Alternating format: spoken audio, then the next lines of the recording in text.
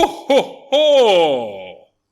¿O no? Señores y señoras, probablemente esta Navidad no será como otras, porque sencillamente no será. Y eso es lo que parece haber dispuesto el máximo jerarca de la Iglesia Católica, y probablemente también su peor enemigo. Me refiero, por supuesto, a el Ocupa del Vaticano, un buen amigo de esta casa y de este periodista, que ha realizado la biografía más vista del planeta sobre este sujeto y otros 7 documentales al respecto. Es decir, sobre la red de poder que lo puso allí. Y una vez más, vuelve a dar que hablar, dejando chiquito incluso al dictador Maduro, que decidió adelantar la Navidad venezolana para el 1 de octubre porque patatas. En homenaje a ustedes, en agradecimiento a ustedes, voy a decretar el adelanto de la Navidad para el 1 de octubre. Arranca la Navidad el 1 de octubre.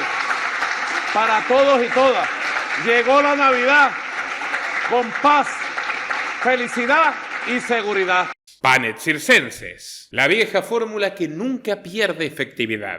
Solo que ahora, como ya lo advertí en nuestro documental sobre el siniestro pacto del perverso Bergoglio y China, es el supuesto pastor de las ovejas quien las devora. Es el líder máximo de los cristianos occidentales quien los entrega a los leones en el Coliseo. Y bueno, la cosa es así. El periódico argentino El Cronista, adquirido hace no tanto tiempo por un amigo muy íntimo del Papa Francisco de hace más de 50 años, José Luis Manzano, publicó una nota que indica lo siguiente: el Papa Francisco reemplaza la Navidad por la fiesta de la paz. Una decisión histórica que busca promover la armonía entre las naciones. La Navidad celebrada en un contexto marcado por guerras. En una medida sin precedentes, la Curia Romana anunció que este año la tradicional celebración de la Navidad será sustituida por la fiesta de la paz. Esta decisión, impulsada por el Papa Francisco, tiene como objetivo centralizar los esfuerzos de la Iglesia en la promoción de la paz mundial, en un contexto global marcado por conflictos y tensiones como no se habían visto desde la Segunda Guerra Mundial. Francisco ha manifestado en diversas ocasiones la necesidad de que la Iglesia sea un faro de esperanza en tiempos difíciles. En su mensaje navideño de 2022 enfatizó: si queremos que sea Navidad la Navidad de Jesús y de la paz, contemplemos a Belén y fijemos la mirada en el rostro del niño que nos ha nacido. Este año la transformación de la celebración navideña en Fiesta de la Paz refleja una continuidad en aquel mensaje, aunque una ruptura en los términos y una respuesta directa a la realidad contemporánea. Las actividades litúrgicas y ceremoniales estarán orientadas hacia la reflexión sobre temas como la compasión ante los inmigrantes o los refugiados de guerra. Se espera que el Papa Francisco presida entonces una misa especial en la Basílica de San Pedro, donde se abordarán temas relacionados con la resolución de estos conflictos y oraciones específicas dedicadas a las regiones del mundo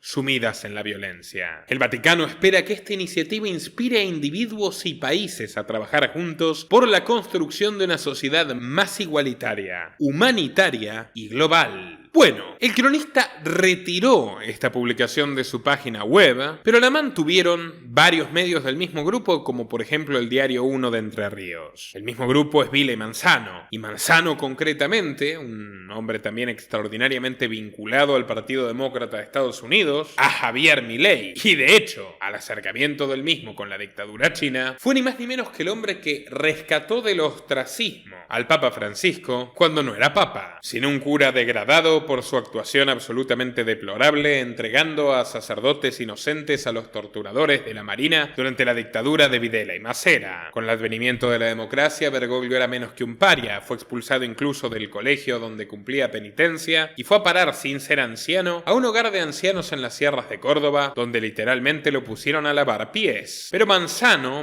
era el ministro más corrupto de la historia argentina, lo que es mucho decir, tanto así que Menem tuvo que pedirle la renuncia, pero antes de hacerlo realizó unas llamadas y salvó a Bergoglio, quien había sido su mentor en la organización peronista de ultraderecha Guardia de Hierro, colocándolo como obispo auxiliar de Buenos Aires en una posición privilegiada para convertirse en cardenal, lo que efectivamente ocurrió, y todo esto en el medio de una entrega de licencias radiofónicas valiosas a la Iglesia Católica, reducir las críticas al gobierno menemista. Una negociación impecable. impecable. En otras palabras, Manzano es un hombre que conoce bien al Papa, lo he ido a ver varias veces desde que asumió el papado, y es uno de sus grandes voceros en la Argentina, junto al nazareno, pobrista y perverso Juan Grabois, a quien le hemos dedicado el único documental biográfico que hay en este canal, dedicado a este matón itinerante, que no solamente en la Argentina ha sembrado revueltas violentas y es cómplice de actividades criminales abyectas, sino que también ha ido a exportar la discordia a Chile, Perú, Bolivia, Colombia, Ecuador y muchos otros países donde lo han expulsado y bien expulsado. Pero el punto, más allá de que le dieron al mensajero la tarea de medir las reacciones y experimentar con la audiencia sobre este osado planteo, el de acabar con la terminología que define hace siglos el supuesto aniversario del nacimiento de Cristo, hay un verdadero proyecto de hacerlo. Y la cuestión es la siguiente. ¿Recuerdan que hace algunos meses les mostramos la visita de Alexander Soros y el expresidente Bill Clinton, es decir, dos popes del Partido Demócrata a la sede vaticana, ¿verdad? Buonasera a tutti voi. Here. Thanks. Good evening, everyone. Let's sit down, please. Voi cosa avete fatto in questi giorni qui a Roma? I told them they should go and see it. Thank you. This is a gift for you, Mr. President. Questo è il lavoro nostro che fa la pace. This is a work made here, and it symbolizes the work for peace. Yes, That's for you. This is for you. this is the little tray with the symbol of the United States on it. Thank you very much. And a note.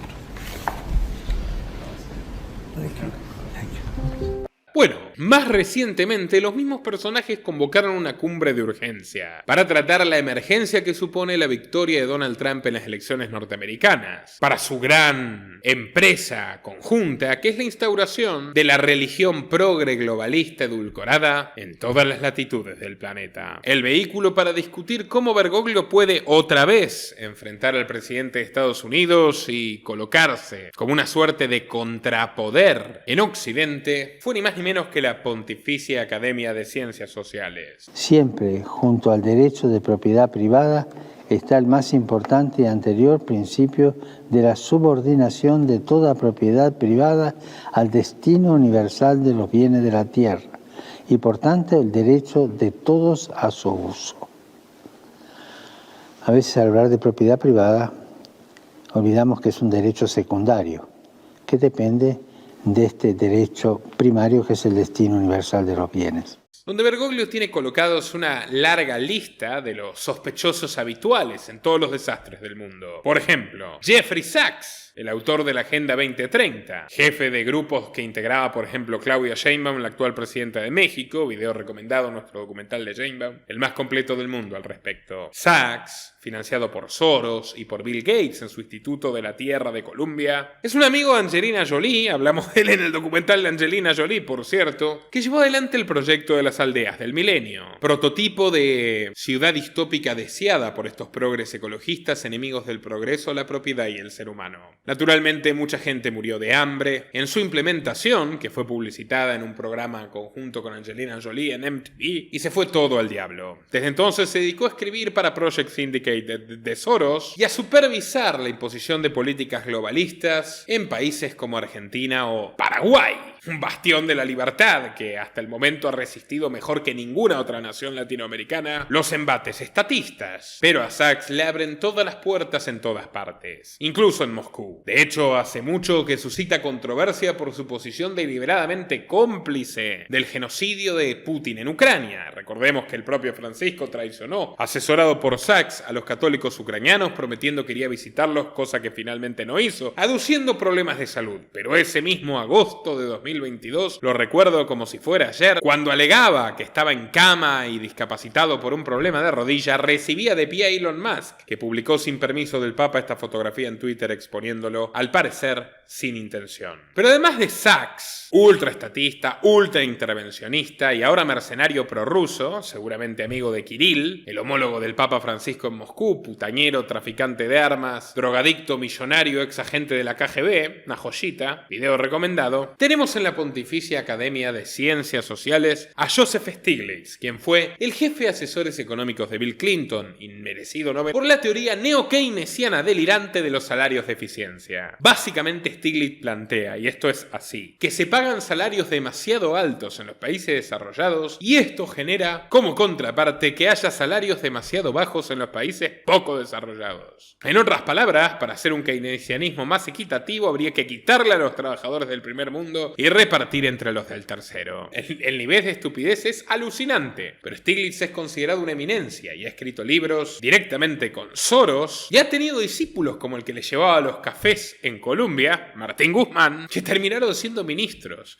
de países como Argentina, llevando adelante experimentos como la cuarentena más larga del mundo diseñada por Soros y sacando partido a carta cabal de ello, y aprovechando de paso para instaurar el aborto en el país del Papa Francisco, que tenía al partido de Grabois con personajes como Ofelia Fernández haciéndole promoción en primera línea. Son los progres maltusianos perfectos. Pero también tenemos a Mariana Mazzucato, amiga demasiado íntima de Bill Gates. Vamos a ser claros. Según rumores, amante de Bill Gates y la economista favorita tanto del ingeniero social autor de la pandemia, digo, del evento 201, como del sumo pontífice. Abortista radicalizada, socialista fabiana, italiana de la London School of Economics, de donde, por cierto, una vez más, salió George Soros, Mazzucato se hizo mundialmente reconocida por decir que la pandemia era una maravilla, que era una inmensa oportunidad para terminar con el mezquino y sucio y pecaminoso capitalismo y traer un nuevo orden socialista y totalitario, donde gente como ella tenga el poder absoluto sobre el resto de la humanidad. Literalmente celebró la pandemia porque era una buena oportunidad para terminar con el capitalismo, no me lo estoy inventando. Luego fue contratada por Alberto Fernández, por Gustavo Petro, ahora probablemente lo sea por Claudia Sheinbaum, visitó a Pedro Sánchez, y créanme que le afearon eso de celebrar la muerte de millones de personas y la reclusión del resto de la humanidad, al mismo tiempo que, siendo atea, forma parte de la máxima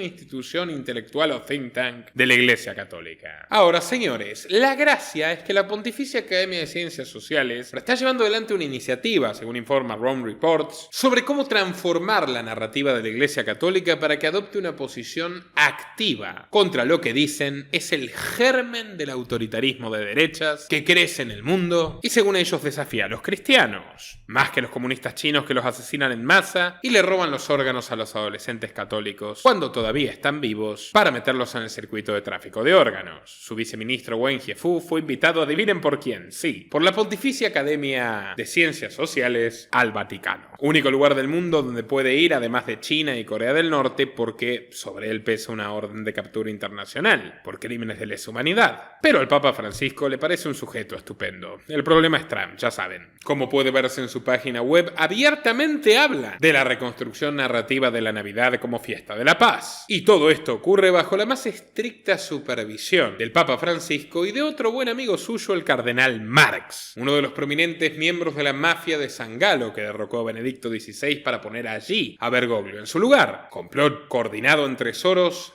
Hillary Clinton, por entonces secretaria de Estado de Barack Obama, John Podesta, su jefe de gabinete, y algunos importantes medios de comunicación. Recuerden que se chantajeó a Benedicto con los Vatican Leaks y la cuestión de la pederastia en la iglesia, pero quienes lo depusieron eran todos pederastas. Miren, por ejemplo, aquí en la asunción de Bergoglio a su aliado Gottfried Danils, encubridor de pedófilos, cardenal belga, que por cierto presionó al rey Leopoldo para que apoye la estatización del aborto. Curioso, cardenal. Yo estoy a favor de la despenalización del aborto, como de tantas otras cosas, pero por esas casualidades de la vida no soy cardenal ni quiero serlo.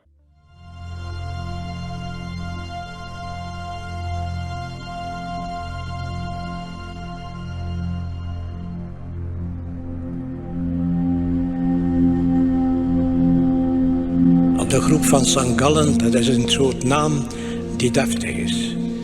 Maar eigenlijk zeiden wij van onszelf en van die groep de maffia. Een enkele bisschoppen bij, een paar kardinalen, te veel om op te noemen. Maar waar er heel vrij uitgesproken werd, er werd niks verslag van gemaakt, waar men zich eens kon uitleven. The proof of the pudding is in the eating. Als je weet hoe de pudding smaakt, dan moet je wachten tot hem eet. A confesión de parte, relevo de pruebas. También teníamos ahí a McCarrick, el arzobispo del Foro de Davos, íntimo de los Clinton. Carlo María Viganò le había advertido a Benedicto XVI sobre McCarrick, es decir, el nuncio apostólico de Estados Unidos había pronunciado sobre el arzobispo de Washington, depredador serial de seminaristas. Ratzinger tomó medidas, le prohibió salir del país, le prohibió tratar con jóvenes, pero Bergoglio llegó al poder y las levantó. Es más, Viganò consiguió, tras fatigar durante meses los pasillos del Palacio de Santa Marta, una audiencia con Bergoglio, informarle y presentarle las pruebas sobre McCarrick, pero Bergoglio decidió levantar las restricciones, mandar de vuelta a McCarrick a aprovecharse de los jóvenes, abrazarlo y reivindicarlo en público, expulsar a patadas y humillar a Viganò, aunque 5 años después, el Washington Post terminara demostrando definitivamente que Viganò tenía razón y McCarrick era uno de los peores abusadores de la historia moderna de Estados Unidos. ¿Qué hizo entonces el Papa Francisco? Se preguntarán. ¿Excomulgó a McCarrick? No. Excomulgó a Viganò. No es broma. Excomulgó a Viganò. Matar al mensajero nivel Dios, nunca mejor dicho. Pero bueno, esta gente que está bastante molesta, en el caso de Francisco de hecho, se siente un tanto frustrado porque la iglesia es una institución milenaria y no ha podido implementar la totalidad de sus reformas. Parece que buscarán canales cada vez más novedosos y disruptivos para la difusión de sus planes. Reinhard Marx dirá como su célebre homónimo, cuanto peor, mejor. Aquí podemos verlo posando al lado de una estatua de Karl Marx. Por cierto, escribió un libro reivindicando la figura de Karl Marx y Bergoglio lo mandó a Vietnam para replicar el pacto que tiene con el Partido Comunista Chino en la tierra de Ho Chi Minh. Buenos muchachos, ¿todos ustedes qué opinan de esto? ¿Conseguirán realmente cambiarle el nombre a la Navidad? ¿Acabarán con esta festividad tradicional de Occidente que incluso entusiasma y alegra los corazones de los no creyentes? ¿O quedará en el papel? Los leo en los comentarios y aprovecho para recomendarles nuestro más reciente documental sobre John Fitzgerald Kennedy, basado en los libros más rigurosos de investigadores al respecto y revelando algunos detalles probablemente desconocidos por la mayoría absoluta del público hasta hoy. La verdad definitiva del caso Kennedy, disponible para todos ustedes. Agradezco a nuestros mecenas que hacen posible nuestro trabajo a través de Superchat, Bitcoin, Mercado Pago, especialmente patreon.com/Nicolás Moraz, donde aportando desde $3 por mes recibes recompensas exclusivas. Te esperamos en patreon.com/Nicolás Moraz para poder seguir informándote cada día. Sin más que decir, estimados amigos, me despido hasta una próxima ocasión. Nuestro trabajo depende de tu apoyo. Para que siga siendo posible, realiza tu aporte desde tan solo $3 por mes a través de Patreon, en los enlaces que figuran en la descripción o en el comentario fijado. También podés hacerlo vía Bitcoin o desde la opción Unirte de YouTube. Y si estás en Argentina, elegí el medio de pago de tu preferencia a través de Mercado Pago. Quienes nos apoyen en Patreon a partir de $5 mensuales tendrán acceso a análisis, entrevistas, conferencias y documentales exclusivos. También tenemos opciones para sponsors. Así que publicita con nosotros a través de patreon.com/Nicolás Moraz.